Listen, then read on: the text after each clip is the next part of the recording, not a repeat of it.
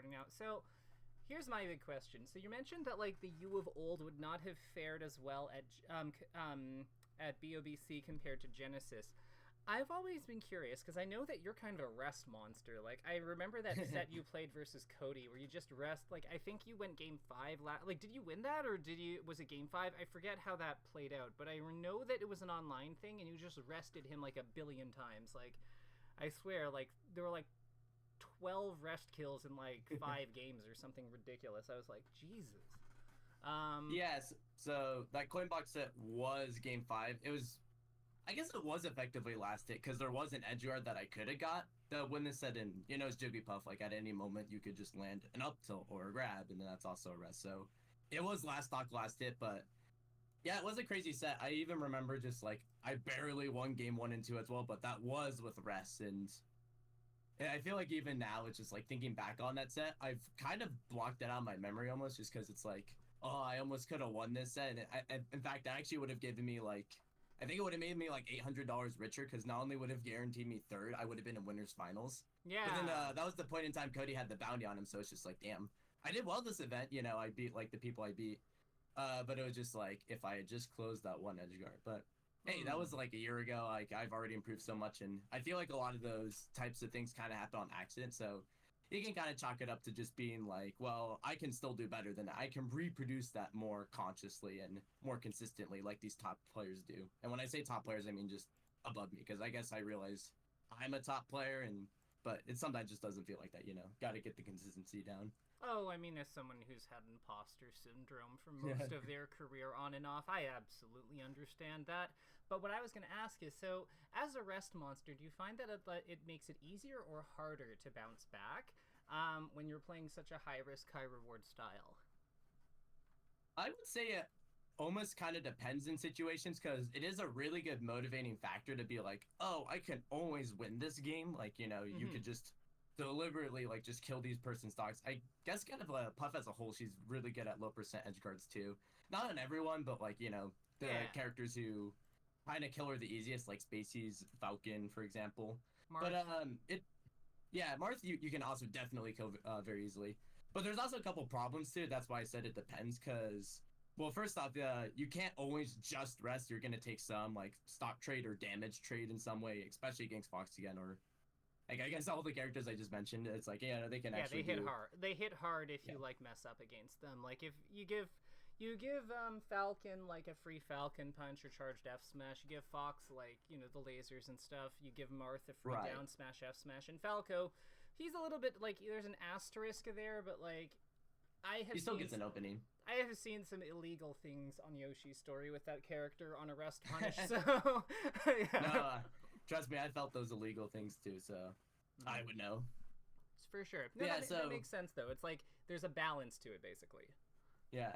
And I think it's a good question for you to ask me, too, because it's like, I feel like I should be more comeback-oriented than I actually am. And in that regard, it's just kind of like, when I'm behind, I almost feel like I never make a comeback. Whenever I win, it's always even, or if it's when I'm ahead. I think the best I'll do is like I'll just be 1 stock down and it'll be 2 stocks low percent. Maybe that's like the biggest comeback I'll make, but I never make anything more than that, I think. Which is kind of why I think this weekend was great, because there was actually like a Salt game I almost made a 3-stock comeback for, and there was like, I think there was an Aqua game too where it was like, I think it was this Lincoln that was also like, he was at a very stagnant lead. And that kind of goes into, and hopefully this isn't too much of a tangent, but I think one of my biggest that's such an obvious thing to say. Is like one of my biggest issues is myself, where it's just like I get in my own head and whatnot. But that weekend I was going in kind of almost tired, not like pressured by anything. So I was able to make better comebacks than I usually do. I think because I was so tired to the point that I just played. And then from that position, it was just like, oh, actually, I can get these rest kills, and like now I don't have to worry about like just focusing on a strict guideline of being this far behind. Like, this is winnable. You just need to do your win conditions. We talked about those. And then also, like, just think about your game plan and your goals. So I guess just kind of to wrap all that together, it's just like, normally I don't feel like I'm that capable, but this weekend, through subconscious plays or just like, more focused execution by me, I was just like, oh, wait, actually, this is like this is what I feel like I should be able to do in theory. So cool. Like it is actually doable. It's just normally I don't feel as capable of it as you might think. About this a lot actually. Where when you think about ground control, isn't really that precise. Would you like kind of agree with me? It's like you almost have to pivot, or you almost have to like way dash down situations to like be in an exact spot.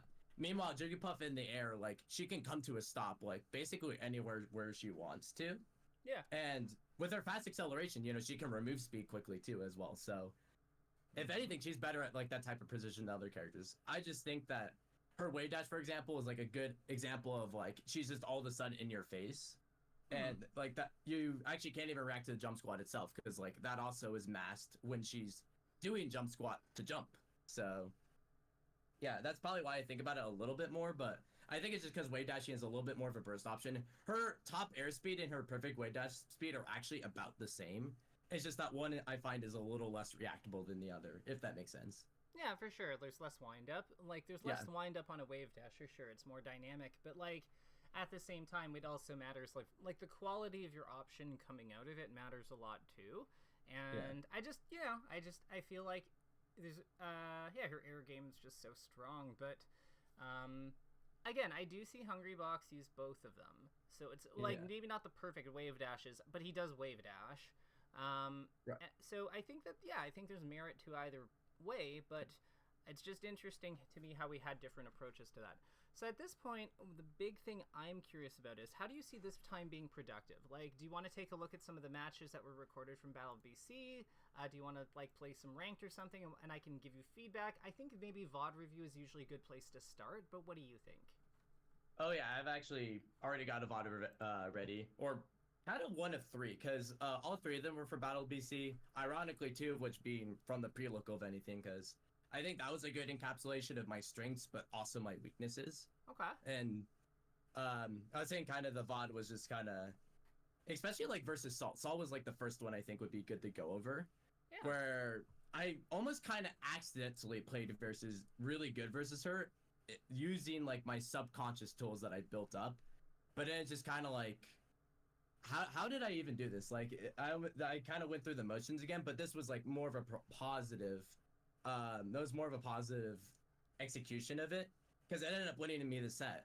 But in other times, like, I'll try to, like, you know, go for, I think probably just looking at the set might explain it better now that I'm thinking about it. It's just that send it my way. I can't always replicate. Sorry, what did you say? Let's take a look at it. Send it my way. What's the link? It is, let me copy it real quick. This is something nice that I did. I know you probably don't like Twitch playback as much, so I actually recorded it just this morning to upload it to YouTube. I deeply appreciate this. This is like, you just became we need frame advance. Yeah, you just became my favorite learner. So, because this is so much easier to work with. So I'm not even kidding. Yeah, me and Violence do not like Twitch at all. There's even like some glitches where like the freaking playback will like get stuck and whatnot. There might be a couple stutters, but like I think it basically is like 99% time. This is totally fine. Don't worry about it. Okay, so talk me through this for like these first 10 seconds. What's your game plan versus her? How are we like accomplishing that? Like, what's the plan here? Okay, so a basic game plan of Falcon, and this is just my basic game plan. I don't know if this is actually what I did, but I think versus Falcon, you kind of want to find some way to breach his wall, if that makes any sense. You want to get through him and force scraps. Because Falcon overall up close isn't that strong. His aerials have a lot of startup. He doesn't have any really good ground moves besides jab, but even then jab doesn't directly lead to anything. So you do want to be playing up close in a space where you can land high reward mix-ups. Yep. Wow, Falcon is more pressured to use his own that aren't that strong when you think about him in a vacuum. Okay. Maybe they're stronger, but you know, like Stomp and Knee and whatnot, like that stuff. He has to use like movement for it to make more effective. Yeah, no. All of that absolutely makes sense. All of that seems right. So, to me, what it looks like, at least on my end, is that she's doing a good job of she's fast basically. She's kind of looks like she's overwhelming you with speed, and you're not sure how to like react to her yet. And she's going for a lot of like reads, like those like that stomp stuff, and. I think that she's trying to, she's just trying to keep you off balance and, like, get as much advantage out of these early things as possible. Right. No, that's totally true. If there's anything I would say about Salt, she's very, very fast. In fact, a little bit of history, she usually does pretty well against me. So that's why it was another reason where I was like, she did some of her usual stuff versus me where she kind of destroys me. I mean, look at the start of this game one, she like already got like a fat 2-stock lead. But the difference was that I somehow was able to do more of what I want to do as a rest monster, the way that you put it.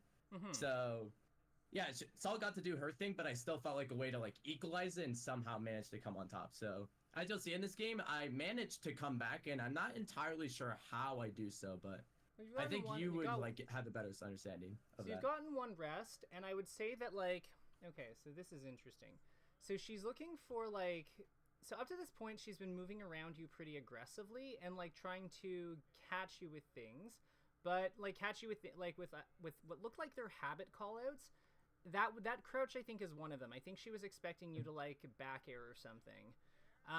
Right. But then you didn't do that, so then you got this huge like you didn't do that, and she wasn't ready to DI it. So then she missed the DI on the up throw, right?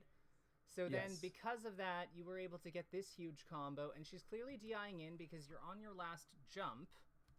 Yeah, it'll be too low. Yeah, so you're not going to be able to follow up from this if she DIs, because that's too. Yeah, this makes a lot of sense. So then she. Because it's actually kind of, it makes up. You can do like other characters too to get them star KO'd at high percent. Yeah, so this all makes sense. So you got to rest basically. Now, the one thing I'm curious about is, could we have managed our jumps better here? No, that's a great question, because you might have like had some chance to get a edge cancel or like maybe a wave land off. I think this upper you have to do right away because you don't have that much time to like wave dash off, for example. Oh. But I think after it, I maybe could wave dash off the side platform. Yeah, and then maybe come up with the up air immediately, right? Yeah, because then that would be because her first air jump and her full hop are like about the same height, so like it would have been like actually I used one air jump anyway, so no, I would have gained one jump back in that case. So then you would have gotten like the same combo. Yeah, you had to use two to get that, which is why you're out of jumps. So had you like done the first up air, I agree with, but had you like done the like refreshed with the edge cancel, you would have actually been able to do this combo potentially without having to commit to the rest at any point. Right. No, and I totally agree with that because like that just completely removes the possibility that GDI isn't correct at all. And Falcon, it's kind of funny we talked about all that rest stuff. I mean, not really funny as much as it was logical, but Falcon is definitely the character where you actually don't want to rest him as often as you might have because his disadvantage is particularly weak, and he's super big combo food, especially at mid to high percent. So Puff can just volley him off stage into an edge guard because he's more reliable than a character like Fox, who high percent wise, Puff kind of struggles to edge guard. I think that's actually a lot of characters though, but at least with my understanding, Puff struggles with high percent Fox edge guard. So Falcon doesn't have that, and so a lot of times, yeah, you just want to go for a normal edge guard conversion because it's very consistent even against like good DI or like the best possible thing that they can do. All right, so we're gonna make one of my handy dandy diagrams. Yay! Windows Shift S or Windows Command S. So let's talk about this situation. Have you ever heard a term called the fall? Have you ever heard a term called the fall zone? Eric, if you hang out with Eric, he might have told you this one. If not, totally fine. I actually don't think I have. Cool. So the fall zone is also called the Christmas tree. What it is it refers to the amount of drift a character. So this is Falcon, right? Like this is where she is. So she's a dot. She's a dot like here. She'll be green. Yeah. And this is her pathway to you. Now, if she does full drift I think she's double jumped for this, or something. So like, if she does full drift in either direction, where does she go? If she does full drift in either direction, you're saying? Yeah. Oh yeah, because she already used her double jump, so she lost her ability to like get the bigger boost. So yeah, she goes about like that. You would say like the full drift angle is not that much for Falcon. He has better aerial acceleration than most characters too, but yeah, it's. Like here? I'd say it's about correct, yes. Okay, cool. So, like, we don't have to be perfect. Then it should be mirrored on the other side, right? Yeah. Maybe a little more shallow, but yeah, I'd say it's about the same. Okay, we'll say, like, 76. Yeah. Right? So, okay, cool. So, with this in mind, What do you think our goals are in this situation? So either we try to cover all 3, or we just focus on 2 out of the 3. And I think with, or actually another way of doing it is you could actually wait on the ground. Well, I guess it kind of falls into covering it. I mainly just think about a lot of stuff at once, because you're kind of, by doing this, you're allowing me to think a lot more about how I would approach this in the first place, which is exactly the point. Yeah. But yeah, you can either wait on the ground, give yourself a little more time to react, fast fall mix-ups, what aerials they go for. But I was even thinking, like, you could sway back. This is something that Puff does to cover multiple tech options on platform, but you could sway back to the right green line and then full drift forward with, like, an up air to then hit the middle line and then the front line as well, the left green line. So, like, but that might not be as reactive or as prominent as if I were to stay on the ground crouched, because as you can see, like, you wouldn't be able to react to this in the real match, but Salt is likely to go for a stomp because that's like her best case. And even in that situation, I feel like you can crouch and react to the stomp and then shield. But yeah, that purple arrow was kind of like a good example where you zigzag back like that and then come in to try to use your drift to cover multiple of them. What if we go under the platform? If we go under the platform, I feel like that would be about the same, but you're limiting, I guess you're actually, no, you were putting the ability to back air on the plate. The problem is it wouldn't knock you down, but it would be a safe measure to whiff punish, if that makes any sense. And whiff punish is assuming they would even attack to begin with. Yeah, so, like, I'm thinking if we go under the platform here, we can grab him pretty easily, right? If he goes into one of these ones. Like, let's label these trajectories. So we've got 1, 2, and 3. And 3. No, that's a good idea. Yeah, so, like, if we move over here, the advantage is we can grab 1 and 2, and then that's pretty good. Because we can, like, up throw somewhat. Yeah. We can somewhat well, because, like, we grab him from, like, around here or here, right? So then he either goes over here or like, yeah, that seems fine. We can also back throw, potentially, if he's at 1, but probably not. Maybe we do. I don't know. You're the Puff main, you'll know.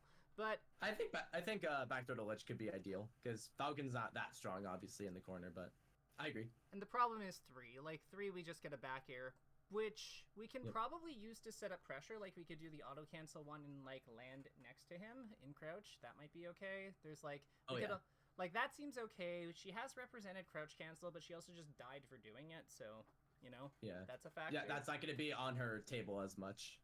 That's like her alarm bells. It's like, don't do this. Exactly. And then I guess so what I'm wondering here is, why go, is there any merit to the safety that the platform provides us, given that we're down to 1, or do we think the higher reward from going to 3 and having the positional advantage? Because, like, if we go to 3, this system is basically flipped. Like, we're back airing this way. We have the grab on these 2, but are we? You're saying that we would dash towards 3 and then turn ourselves around. Gotcha. Well, that makes sense. Well, yeah. Like, we could dash, wave dash towards 3, and then still, because again, like, she has to come down, right? And she's coming down a stomp. Yeah. Kind of like that. Kind of like what you went for, but we're just, like, more primed for it because we're, like, evade punish. Yeah. We're not trying to cover everything. We're just like, we'll go to the spot and then we'll cover 2 out of the trajectories, the 2 maximums. Yeah, exactly. Either maximum no drift or maximum drift to the left. Yeah, and exactly. And, like, if she goes to the furthest one, we can still initiate with back air anyway. So we're covering hard on 2 of them, but we're covering less hard on 1 of them, but we still have something okay. So the question here is the offensive power of moving over here better than the defensive power of being protected by the platform? What do you think? I think in this situation, 3 seems a little better to me because it feels like you would be closer to Falcon after this situation plays out, and probably with frame advantage as well. Because in my mind, I feel like if you go to 1, it feels like that's kind of more giving her, like not like giving her stage, but like it's kind of like leaving a more neutral fall. Because again, she's going to be probably in lag when she lands, so she's not gonna be completely available, but it's going to be more evened out if we're at 1 than we're at 3, or at least that's my current understanding. No, that makes sense to me. So I like your play. I just wanted to talk about the impact of the platform because I think that is important.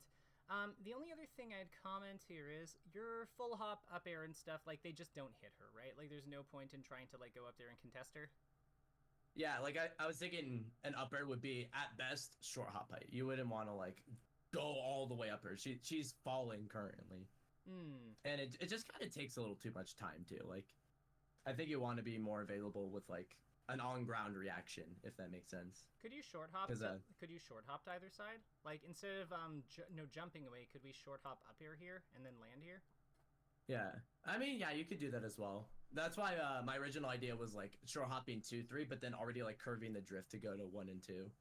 But okay, because that's like something Puff kind of does, not even vertically. It's kind of interesting for going with this because I think of it more of a back air type of drift where, let's say there's Marth, he's like in place with Fair, and it's really tough to like time a full drift forward if he's approaching with Fair. But if you already accept a full drift back into a full drift forward, you don't have to worry about getting hit by Fair as much because you've already fully committed to the full drift back. And then because you're doing the full drift forward, you don't have to doing the full drift forward afterwards. You don't have to worry about reacting to that as well. It's just kind of like it's like a proactive drift, if that makes sense. You're not reacting with the drift. You're not like taking up frames, doing what is normally a really hard move to punch because obviously Marth Fair extremely safe on the ground, only 7 frames of landing lag if they do it landing. So by doing that zigzag drift, you go back to ensure that you're going to not get hit by it, but then you go all the way forward to make sure that you're at least going to get on top of Marth and then scrap. Then that just removes, like, just kind of the variables of, like, well, what if they go for something else? Or, like, what if their timing is slightly different? No, you just get this drift back and forward that are, like, basically your like, effective dash dance length, but in the air. Oh, Again, yeah. if that makes sense. Oh, no, that does. So, like, another thing I'm thinking is, like, that's similar to what Ness does with his, like, swing jumps, right? So, like, he jumps away, then double jumps back towards someone. And with how, with how Puff's air mobility works, I wonder if she could do something like that here. Because it's because you could you get your max momentum forward when you double jump aerial, right? Because it gets rid of the momentum decay. So that could also be an option. Like, that might actually be really good here because you could go jump away this way and then like come in with like max momentum double jump back here or something, and then just kind of totally. Yeah. Okay. Cool. Yeah. I really like it. I really like the jump away.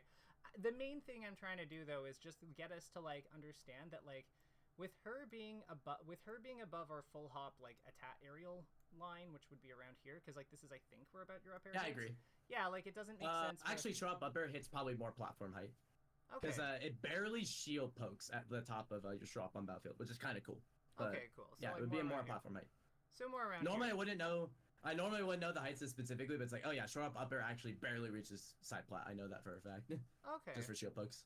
Fair enough. But like the idea is that we're just like we want to make sure that we're like preparing to engage with this part of the fall zone like as effectively as we can, since we can't get her up there. Right. So then with that, it's just these are kind of our options, and yeah, that's just what we have to work with. Yeah, just to kind of, because I think that sitting on the ground and crouch, I think that's pretty dangerous personally. Yeah, and like you're just not already on the move, like being able to cover different outcomes of her own movement, if that makes sense. Yeah. That's a big aspect that Eric and I have talked about a lot, where it's just kind of like by playing warm, by like already being in the act of moving, it makes you more able to react to things quicker. So by like holding crouch, it feels like you're kind of focusing too much on like one or two specific options. You're not as flexible to change course. For sure. So this is actually pretty impressive. Like the fact that you hit that back air. How did you know? Oh yeah, this is actually pretty hard. Like it feels like you always at least trade. How did you know to go for that? I think I'm just comfortable doing no drift bears as kind of an edge guard. I know for a fact Salt, and this is a lot of Falcons, just like aerial into stage, and kind of going into the zigzag drift. The zigzag drift is like not as good here to go to the right and then left, because I feel like if you do that drift, you're like more prone to get mixed up if they fast forward or not, like how far they're going forward or whatnot. So doing a no drift allows you to be more flexible and like, okay, I'm gonna stay in place and I'm going to only focus on my opponent's movement. You only have one variable to work against, instead of like, you know, I'm focusing on Falcon's movement, but then also I have to incorporate how my own movement aligns me. my own movement I don't have to worry about because my own movement is just staying perfectly still in the air. Yeah. So I'm just trying to Does that make sense? Yeah, absolutely. So it's just like you don't. Less is more here, basically. Yeah. I'm Okay. simplifying the situation. Yeah. So this is where she winds up, right? Roughly. With this Yeah, double jump. about there. Okay, cool. So this is where she's going. So on her way up here, like this is the same point that she usually jumps from, right? Like this would be just kind of a standard jump point. The mix-up, I guess, would be to like jump for the edge, right? Yeah, it's kind of like there's a couple things Falcon can do, but I think this aerial is like a very common, like trajectory for her to aim for. At the very least, you'll react to the double jump and start covering. So what would be the other things she might do? She might go.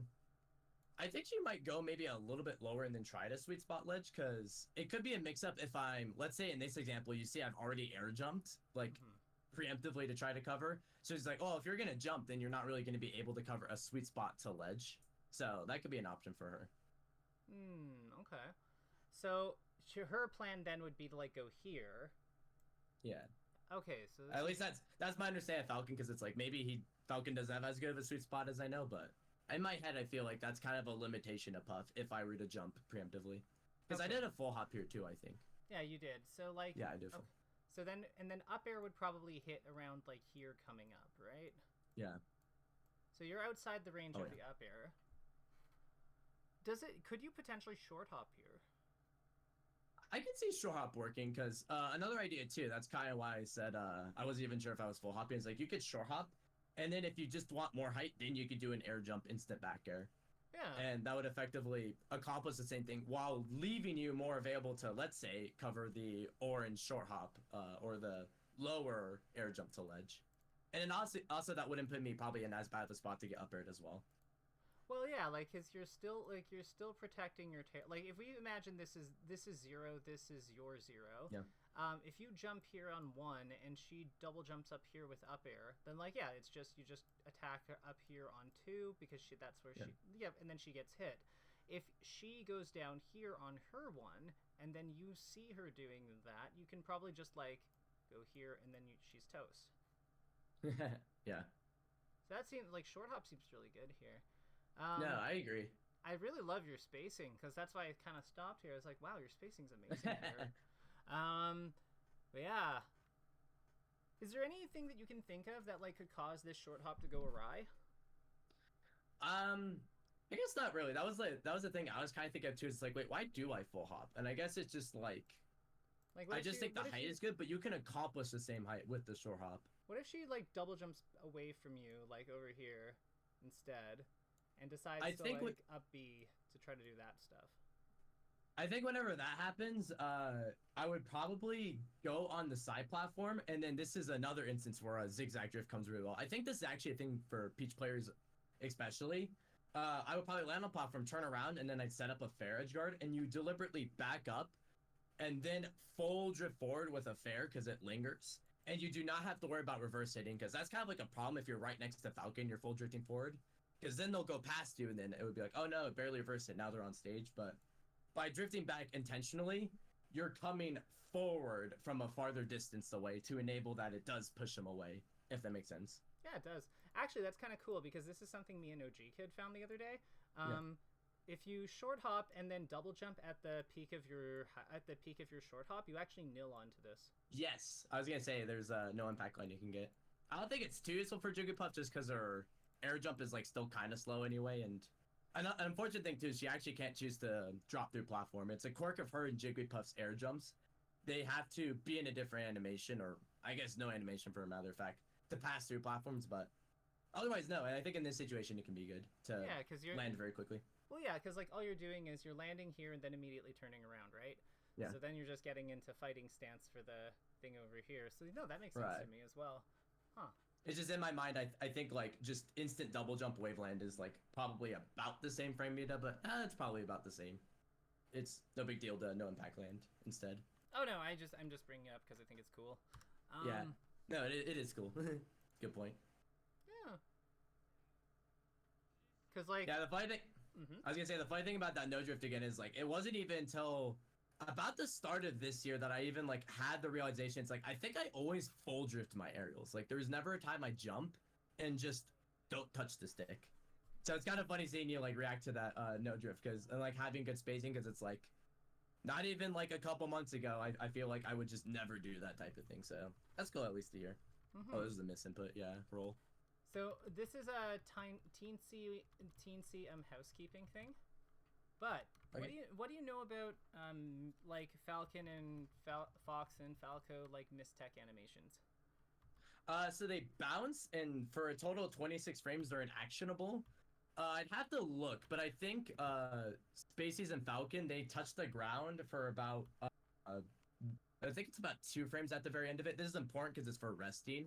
If you need to rest at like the very end of it if you just want to do a raw, no rest. But I assume you're going to talk about jab resetting, in which case, jabbing them at the very end is the best case, because that's where their ECB is going to be the lowest to be unable to escape the jab reset through SDI. Yeah, exactly. So you already know the stuff. I'm just gonna moving on. Yeah, because like he was still mid bounce when you did it, so I'm just like, oh, he probably knows. Should just probably check. But no, it's good to do. check it. Yeah, it's funny because I don't jab reset that often when you can actually just rest a lot of times. But obviously in that situation you don't want to rest because you want to get a punish that will not stock trade. Yeah. That edge guard, by the way, that was like another interesting case where like Salt will definitely use the knee to just kind of cover and deceptively get ledge. I mean, that's although like, I think the Sing grab might have fooled her. I mean, like that's Falcon, like that's a huge Falcon thing. Yeah, but you can see I drift back in case she up Bs, and then she doesn't, and then it's just like okay, I'll get some ledge in. Nice. Yeah, no, this is clean. I'm liking this. So thank you. The biggest thing that I'm noticing is just. And then here I'm a little too late, so that's why I lose the game. But it was funny because I almost got a 3-stock, and I'm just like, I kind of got destroyed in like the first half minute of the game. So yeah, it was kind of a good observation of both of those aspects. Yeah, I feel like you just got overwhelmed here, and then like, but right. But a lot of like the kills you got that kept you in it weren't really rest related. Like one of them technically was finished in it, but the combo, everything that was involved in that combo, was basically a byproduct of everything else. Yeah.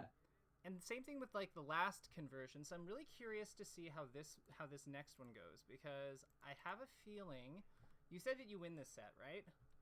Yeah, this next game I think I win. And this is an opposite of the last game.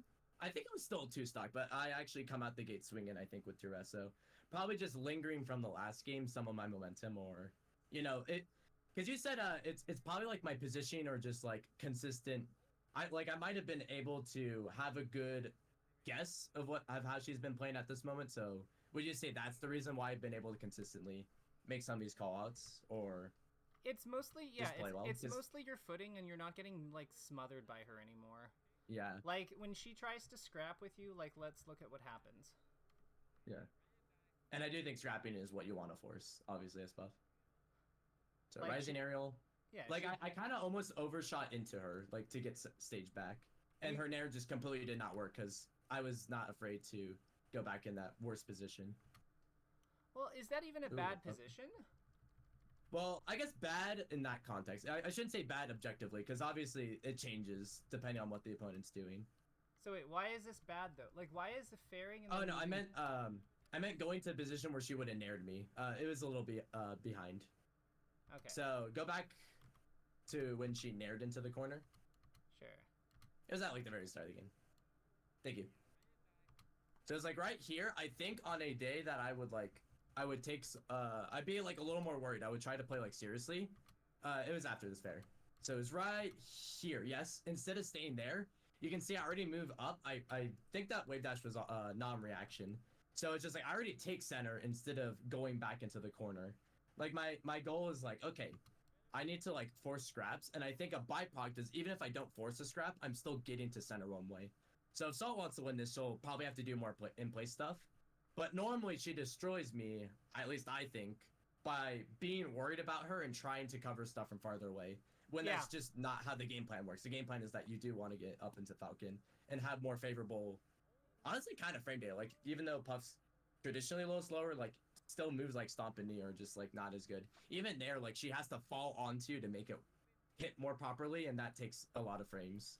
Well, and the thing is, like, we just see here now that you get this great, like, kind of from further away counter. Yeah, I still, even though I just mentioned how I was like approaching and like crossing her up, like I still get that retreat in. So I'm just probably having a good mix of everything. I think you have a lot of momentum. There's that, and then the other thing is that, like, because you're representing control of center, it is now making it more effective when you're like playing from further distances, and she's competing with you for center for you to then counter fight those, because there's actually like pressure on her to there's like some pressure on her to like seize the position. She's not just like having you retreat or back up unnecessarily for free. So it's also it's also strengthening your more defensive plays, which is just good. Like you've kind of got like your initial willingness to contest her is allowing, and your success in doing so is making your making the more passive lines more effective too. Like look at that. Right. It doesn't work, but like it still has, like, this could have worked with just like a minor micro improvement. Right, I was way too. I think I went back and forth where I was like, I'm too late to do the grab, but it's like, oh no, wait, maybe I can't still grab it, and I just grabbed anyway. But no, I agree. Like I'm now that you're describing it, it's just kind of like I am doing like a good mix of both things where it's like I'm not just retreating, I'm not just crossing up. I'm just kind of like make her have to keep constantly guessing where she even wants to be. Or like where this is a 3 to 5? I thought this was a 2 to 3. Like this went to game 5. No, she destroyed me game 4 as well. And it's just a funny thing about this set. There's actually a really funny there's like a really funny interaction on like the grass transmission too, where like we both survived because of the funny slopes. So if you want to see a game where maybe it falls more apart, this is definitely the right way to look. Yeah. Another reason I chose this set in particular because it's like I want to just get both out of the boat.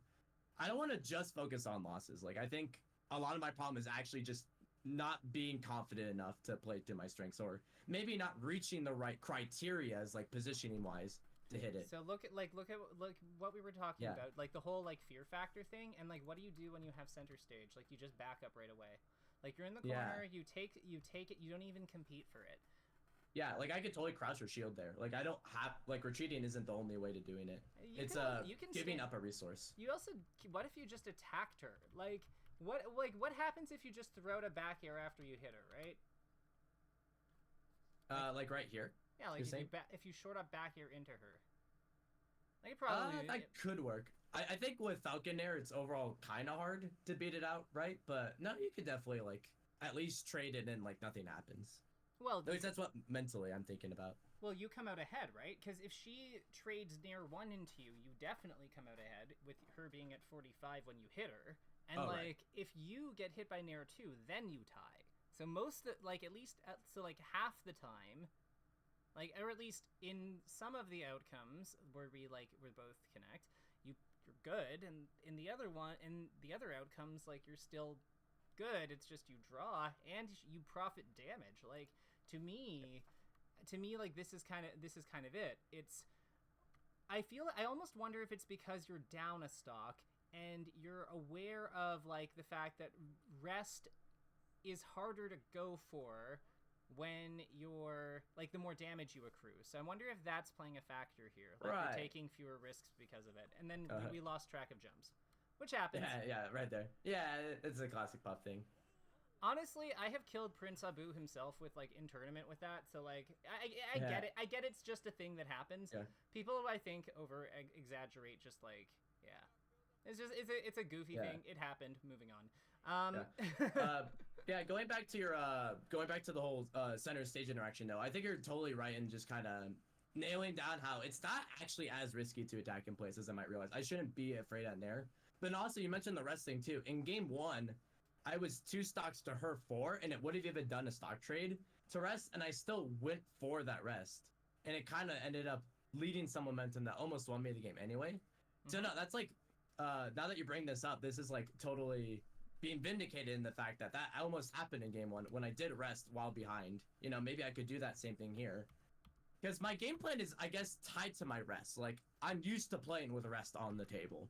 So when rest is off the table, I go into this like secondary playstyle that I'm just like not as used to, or just straight up isn't what I usually work for. Well, so no, I think it totally makes it clear to me that like I shouldn't be changing nearly as much, depend on like my stock and percent as much. Like mentally, I just lose a lot of confidence for no reason. It's just like in my head, what I've lost when it's still there. Yeah, and the other thing I'd kind of comment on is like, okay, so let's say rest is off the table, just hypothetically. Like, let's say you're at one stock at 92% versus her 2. So we've just deleted a stock from both players. Yeah. What are the moves that set up that set up your rest? They're like your up air. They're like your back air knockdown. Up tilt. Up tilt. They're probably your grab sometimes with like knockdowns and they're you've got pound. Yeah. It's all the technically things, drill. Technically drill. It's all the things you need to come back anyway. Exactly. No, I like, as you were saying this, I'm just like, your openers for rest are your openers. Period. Like you just get your punishes. So no, that's a really obvious point. But you know, you obviously were saying it in a way that just like, yeah, why don't I think about this? Like, it's like, oh, rest is off the table. Time to use everything else off the table, even though that's part of the plan anyway. And as I mentioned versus Falcon, like, you actually kind of fight him with non-rest punishes a lot of the time anyway. So I think I'm like kind of still going for it. Like, there was like a grab attempt, but I think the positioning at the very least has changed like significantly. Where like, look, I'm approaching there. What am I doing? Like, this is this is me trying to zone in a spot where zoning isn't the play. Well, like I'm trying. Yeah, you're trying to zone the air. That's the problem. Yeah. Like, I think when you play closer to the ground and focus on holding your ground, you get things like this where you're quite effective. The one thing I kind of wonder is when Falcon flies over you with like, so this is clearly a back air you went for. Right. In this space here, what can he hit you with? Basically just nair and up air, right? Like, how does he have to do that, though? Like, he'd have to, like, jump and fall on you, right? Yeah, because I think even rising upper doesn't hit you quite here. It's really... Like, it takes too many frames to do the falling upper that you're probably about to talk about. Okay, but I'm saying, like, what if we sit here? Like, what if we just stay here? Oh, okay, so you're saying don't do the back air. Gotcha. So, the only thing he can hit you with is basically stomp and knee, which are both reactable. You kind of just see him lowering down. Mm-hmm. And then, yeah, I guess like just all the aerials technically, but you know, he has to fall on top of you first if it's a short hop. Yeah. So I know that we've been talking a little bit about like, you know, being more active and stuff, but I think that in this situation, I think in this kind of spacing, because we're kind of at the magic Falcon zone, where it's like if he dash short hops forward, Falcon just kind of goes over you. You know what I mean? Like, if he tries to do like a running one, he's gonna land up over here. Yeah. So he has to do it in place, right? Which means his jump is kind of like this. Yeah, the arc is way more limited. Yeah, because like if he does the running one, it's like depending on how far forward he does, he lands somewhere over here, but like between these 2 points. But because he's here, like he has to like nair, which means that he's only really attacking us at the end of this part of his jump. So the other thing I noticed is that you kind of like jumped towards him with that, right? Yeah. So and I shouldn't need to get any forward momentum. This is perfect spot for a no drift bear, for example. Or drift away.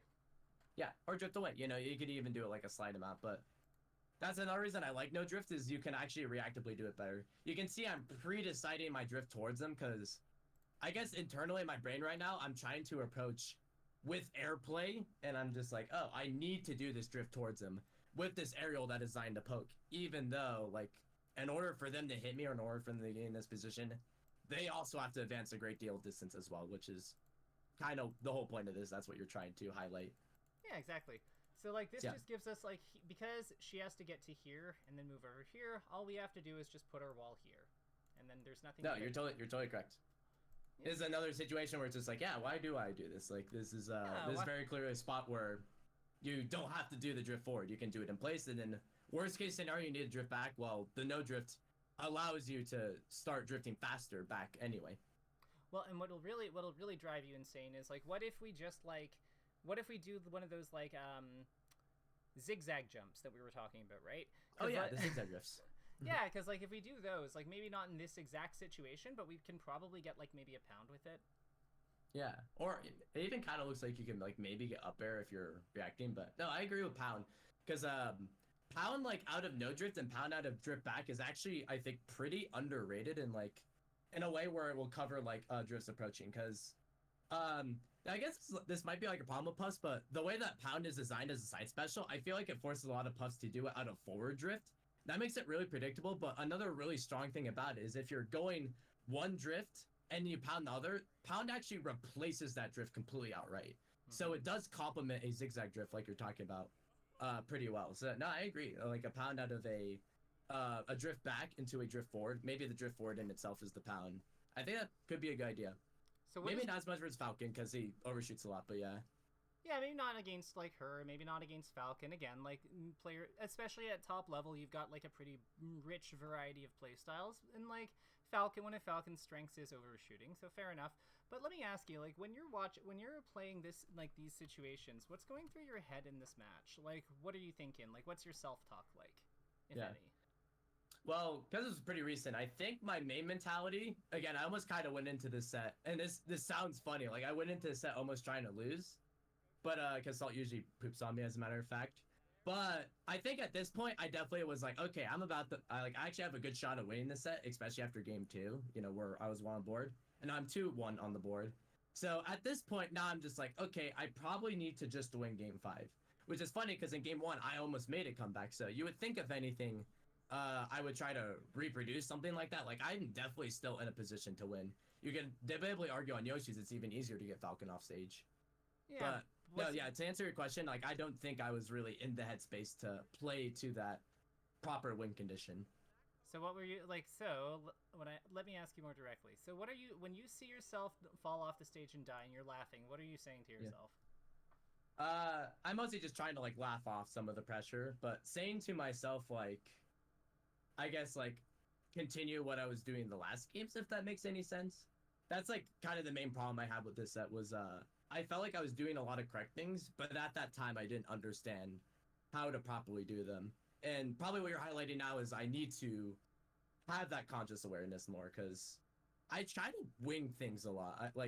I just kind of go into things and I'm just like, I think this can work sometimes, so I will go for it, and hopefully it works. If it doesn't work, then I guess I can execute it slightly differently.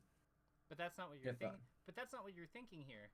What I would say you're thinking here is, well, what you just told me you're thinking here is that this is what worked previously. Yeah. So how do I do that? How do I replicate that? But you're trying to make something happen that's already happened. Like, so you're trying to play a game that's already passed. I bet in the last game you have the other mentality. Yeah. Don't you? Where I actually do probably study what's actually happening, and then whatever happens. Like, this is what I think happens. Yeah, like, this is what I think will work. That's what you said. Oh, you're saying it's the opposite. Gotcha, yeah. I'm saying you probably play better, I bet, when it's the other way around.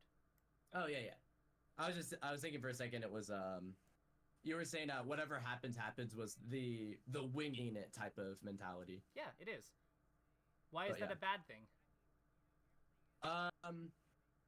I did the bad thing because it kind of incentivizes you to be lazy and just kind of accept what's like, accepting what's happening is okay, but like it's like whenever something bad happens, the alternative is like when something bad happens, you understand it and then you're like, okay, this is what I gotta do next, or this is like the proper win condition. Yeah, like, is that correct? I mean, like, it's not a matter of correct. It's just, I would just say, okay, let's hit pause here. So why do you think that, like, you need to? So I think that the way I view it is, I view the things that you're describing as things that I would do after the tournament set. Oh yeah, no, that's a good point. Yeah, like, I'm not gonna. Like, I think I already get what you're saying. Yeah. Yeah, like, why would I, like, I can't, I don't, she's trying to kill me. Like, she wants to kill me. Like, why, I don't. The event is happening. Yeah, I have, like, a much more pressing issue on my hands than, like, how I figure out how I lab the counterplay to, like, one of her setups. I have to figure out how to stop her from killing me on the interaction that's already playing out here. I will watch the tapes and figure out what I do about it afterwards. But right now, like, it's a little too late for that. Like, I need to just trust that I can handle it now. And whatever happens, that's a good point happens. as well. And that actually is kind of like a little bit of the opposite of, I mean, you heard me talk about it a little bit too. What I was thinking where it's like, oh, you need to figure out what the play is, and you can. But no, it's also good in this type of matchup where it's very oriented, there's a lot of situations you just cannot react to. You have to, throw out your card as soon as you can. You can't half measure inputs. You can't half-ass like reactions and whatnot. Like, no, I totally agree that you have to be ready to just trust the options that you're going for. And if they work prior, then you can do them again. And if the same interactions are happening, there's no reason that they shouldn't still work under the same execution. But the execution changes when, like you said, I might be thinking again about like, oh, this is just kind of just a done deal already. Like I'm already thinking about kind of like this set as a whole when it's still happening. Yeah, that pound was like genius. Like that pound was really. I was kind of surprised about that too, because I think in that situation, like you either go for like back air or up air, or like you like try to hit Falcon up there too late. But I was just like, I'll just route this pound because like I'm at least for sure like certain that that like the other options just won't lead to anything. So I'll try this out, and then it killed her. So that was pretty cool. Also crazy Dia on that rest. Like I still can't believe she lived that. She was at like 50. She's at 57 after. That's like illegal. That's like so illegal. And Falcon needs it, I guess. Like no, he doesn't. He kind of can die to edge guards anyway. I play Ness. I don't. Okay, no, actually, good point. Good point. Good point. Actually, never mind. That was crazy smash. That was really good smash. Yeah, Jesus. I'm much better to the left than I am to the right with Wink Guy. I mean, but no, thank you. Yeah. I think I need to do that during like actual combos more, because I think I only do it when like I'm kind of dead anyways. Yeah, and here I was just a little way. It was a weird situation. I bet you were like, oh, I'm gonna win. Thankfully, I was kind of in that mentality, because there's other times where I'm more worried about losing, if anything. So in either case, the problem with both of them is that they're a prediction. There's something. Yeah, they're prediction. They're focusing on the result rather than the process. And you're looking ahead instead of the opponent who's with you now. Yep. So yeah, we understand each other. I'm not gonna belabor the point, but I think that we actually learned a lot here. No, I agree. Already. So like, talk to me. So you're the pro level player. What are some things that you learned from like working together on this, and what worked for you? What didn't work for you? Yeah, just give me the notes. It's a little troublesome because, especially with violence, I already kind of jot down some notes, and I kind of quite have it in Discord chat, which is a good thing you record this, because I'll probably just do it afterwards anyway. Good thing I focused on, you actually talking as opposed to that. But no, to answer your question, I think what I learned the most, I guess just going from what I remember as the last thing, was I think I definitely do focus more on that result, if that's a good way of summarizing that as a easily rememberable point. Because I've always had this problem. I always have a mentality of like, it's over in my head, even when the set is like in game 1 or whatever. This is like especially bad during Genesis. So like I explained it to you before the lesson even started, and now this is a more concrete way of explaining that. Like I think in this tournament I was a lot better at not saying it was over until it was actually over, but it's still there. It still happens at the end of the set instead of at the beginning of the set. So my improvement from this probably is just say it's over when it's over, It's better to do it later in the set than sooner, but there's still no reason to do it. You play the match. You have to continue doing the game itself before it can fully be decided yet. Everything else is just like undecided yet, if that makes any sense. Absolutely. And I think another thing, or you want to talk on that, yeah. I just was gonna ask, like, have you ever you've this is clearly an upset, right? Like you're good, but she's really good, right? Yeah. So why? It's really funny too, because I think the first time I ever played Saul, it was like online, not even, but online and everything. Every other instance, like, yeah, she's just destroyed me. This is funny. Okay, so and you've been upset too, right?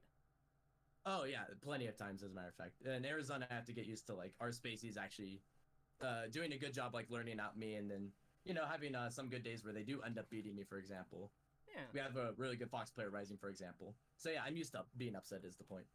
Right. So like, if she gets upset and the very best player, because the guy who won this tournament got upset in winners, so if the very best player can be upset and she can be upset and you can be upset and everyone can be upset, how do we really know the set's over? Ever. Exactly. No, you're totally right. Like, and that was the good thing about the actual Battle BC. This wasn't even Battle BC, but I got upset early by Casper, and I was just like, I can still win this. I still gotta go through all my sets. If anything, I'm gonna get a ton of good sets, more than I would through winners. But obviously, that's not the important thing. Winning is like what I should be focused on the most. I mean, improvement's important too, I guess, but as a competitor mentality at that moment, I focus on improvement after the tournament. As the tournament's happening, I just need to beat who's in front of me. And thankfully, in this double elimination format, I agree that once you lose and winners, you're still in the event. So no, so that was luckily something I think I actually did a good job accounting for in that spot. But no, yeah, like it's never over until it's actually over. Even after a set that you literally lost in winners, you're still in it. Amazing. So, and the other thing I think we covered some structural things. We talked about like how we might be able to like play around with positioning a little bit more to cover her free fall, or as well as her recovery and her advancing short hop at certain spacings. Right. But I think the really big thing to focus on is just trying to like is leaning more into that separation that it sounds like is already there between the preparation we do after the fact for the things that catch us versus because of and having faith in that preparation process, because that's the kind of work beforehand that will also build trust in ourselves for being able to make those adjustments on the fly in tournament when we don't have time to lab the answer or think consciously about what the answer is because we have to deal with our opponent. So I think that like accepting that there is a need for that distinction, so that you can show up with a clear head and focus on the present. I think that's really going to be the big thing I want you to work on. What challenges do you foresee yourself having with that? Yeah, I think probably my biggest challenge is just like kind of the past, if that makes any sense. And I know like the easiest solution to that is just like kind of let go of the past or whatever. There's a lot of times where maybe I choke a lead or like, I'm behind and, I continue to get dumped on. But because I'm kind of spitballing here almost to just think about what I would even say. But I think probably my question would be, how do I accomplish that where I just go in it with a clear mind and I don't try to think about any of the results? I guess I probably would place my thoughts onto the game itself, or I try to think about try to occupy my thoughts by what is happening. So I guess that's my question. How would I accomplish that better? So what I usually recommend with that is when we're focusing on the past, usually there's usually like an anxiousness or like a fear. There's some kind of like emotional response that is causing us to either freeze or get agitated. Like it's really one of the two usually. For me, it's definitely agitated. I don't really get scared, but I do get angry. So I get angry sometimes too. There you go. It happens to all of us. Yeah, it happens to all of us. Birds, you know what? Great minds. Rage alike. Anyway, what I would say though, I think about why I love playing. I think about I tap into a source of joy, and it's different for everyone. Like some learners, it's when they've entered the combo contest that Moki threw, and like when their combo did really well, it actually made it past the first round and got put into the final video. Other times it's about when they've come up with an adaptation on the fly, cooked up a game, like using their instincts and their skills, they cooked up a game plan between matches and then just managed to win a set with it. For something the opponent was doing to counter them. There's lots of ways to go about lots of things to tap into, but usually it's you take a deep breath, reconnect with your senses, you notice how the air fills your lungs or how it smells, you make an observation about it. And then you pull from that source of joy or strength or whatever it is, really. So for me, a lot of times I think it's the first time I ever won a tournament. That's a big one for me. And once you have that's a good point as well. Yeah, once you have that good positive feeling, you just remind yourself you've been here before. This is not your first rodeo. Whatever happens, but you will be okay. Because you've survived losses before too. You've survived wins as well. And this is just another game. This is a game. It's okay that we care about it, but we'll be okay at the end no matter what happens. And we don't diminish it this way, because I feel like when people are it's just a game, who cares? No, they don't dismissive. Get it. Yeah, and we don't want to dismiss. We want to acknowledge and then take ownership of that feeling, and then turn it in, and then use the reconnecting with our senses and tapping into that memory or that thought, that positive direction, so that we can turn it into something useful, like energy. Yeah, that's how I would do it. It's more assuring that it is concerning, if that makes any sense. Because, like, again, like you said, we've been through this before. In fact, whenever you have like your like strongest comeback or whatever, it almost kind of incentivizes future comebacks where it's like, I've survived much worse than this. I'm fine, like taking 2 stocks or whatever. I survived Hungry Box. I will survive you. Yeah. No. Absolutely. Yeah, exactly, yeah. Absolutely. No, that's a good point. Because I even kind of think about this sometimes, but I think you really put a good way in just like you have to channel that enjoyment. For me, it's kind of like thinking about the simple ways. It's like, when I first started, I loved landing rest even when I sucked at it. And now I'm like, crazily enough, known as like the best rester, if not one of the best. And so it's just like, I don't know how I got here, but like there was once a point in time where it was an event to even get 1 rest for me. So now I can do this against the best players in the world. And this move is just really, really fun to land and kill people very easily. I'm kind of numb to it, but you know, I can do it like super well, and I'm very appreciative of how strong of an option is and how good I am at it. Yeah, and you take pride in this area of your game. Yeah, exactly. I'm very happy about how I've been able to achieve it. I don't have to play lame too to play Jigglypuff. I think Jigglypuff is a very interactive character that can be assertive thanks to this move. And so, yeah, other people fear me for that move as well. So they don't have a reason to fear me if I don't tap into it and if I don't enjoy that fact of my skill set as it is. Absolutely. So, can I count on you to try the? When are you going to be playing next? Like, when are you going to play against somebody tough at like a local or something next? It's kind of tough to say because we have like Meds and Axe, but they don't really come to weeklies. I know Spark is going to be busy, so I don't think he'll be in a weekly either. But at the very least, the next time that I'm like traveling out of state is actually Pat's house. So that's probably not too recent though. That's like too far off the radar you're talking about.